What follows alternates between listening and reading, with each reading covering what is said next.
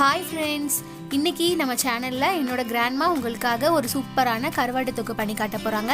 So வீடியோவை ஃபுல்லாக பார்த்துட்டு அவங்கள என்கரேஜ் பண்ணி உங்களோட கமெண்ட்ஸை கமெண்ட் செக்ஷனில் தெரிவிங்க. வாங்க வீடியோக்குள்ளே போகலாம். இன்றைக்கி கருவாடு தொக்கு போட போகிறோம். முதல்ல கருவாடு, வெங்காயம், தக்காளி, பச்சை மிளகா, மிளகாத்தூள் எல்லாத்தையும் எண்ணெயில் போட போகிறோம்.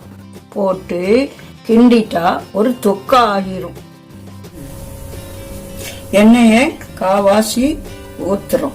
சரியா? அது சுட்ட உடனே நல்லா சுடட்டும். கருவாடை சேர்த்து போடுறோம். இது சுட்ட உடனே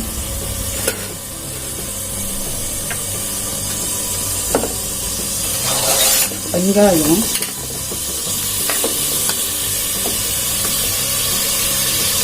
பச்சை மிளகா, வெங்காயம், பச்சை மிளகா, வெங்காயம், தக்காளி,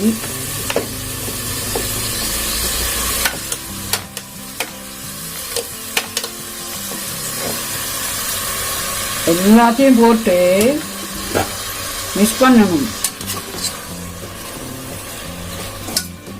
எல்லாத்தையும் போட்டு மிக்ஸ் பண்ணிட்டு கொஞ்சம் மிளகாத்தூளை போட்டு இதை பிரட்டணும்.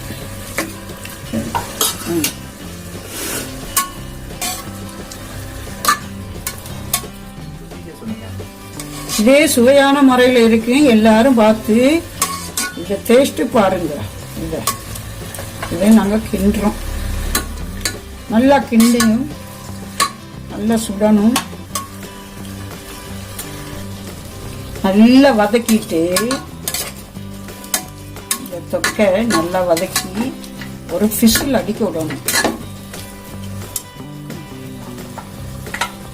இதை எடு, இப்படி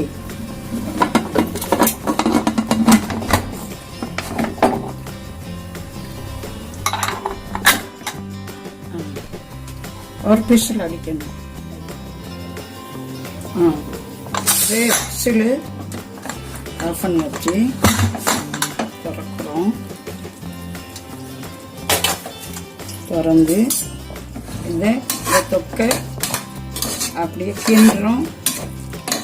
கிண்டி சுவையான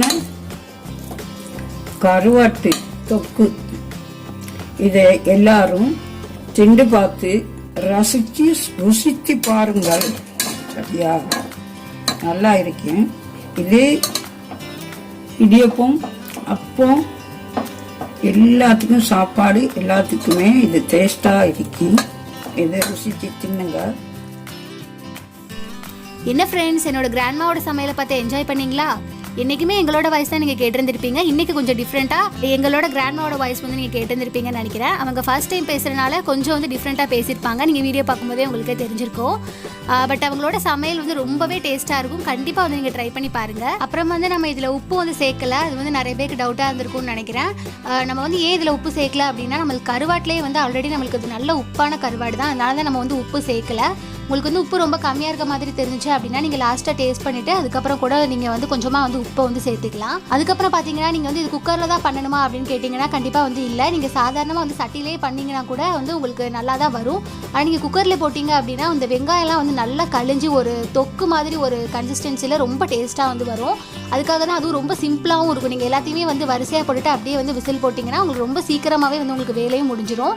அதனால தான் வந்து உங்களுக்கு ரொம்ப வந்து ஈஸியாக வந்து பண்ணி காமிச்சிருக்காங்க. அதனால் நீங்களும் இந்த வீடியோவை பார்த்து கண்டிப்பாக உங்கள் வீட்டில் ட்ரை பண்ணி பாருங்கள். ட்ரை பண்ணிவிட்டு எங்களுக்கு கமெண்ட் பண்ணுங்கள். இந்த வீடியோ உங்களுக்கு கண்டிப்பாக பிடிச்சிருக்கும்னு நினைக்கிறேன். ஸோ பிடிச்சிருந்தால் லைக் பண்ணுங்கள், உங்கள் ஃப்ரெண்ட்ஸ்க்கும் ஷேர் பண்ணுங்கள். அண்ட் மறக்காமல் நம்மளுடைய சேனலை சப்ஸ்கிரைப் பண்ணிடுங்க. Thank you friends.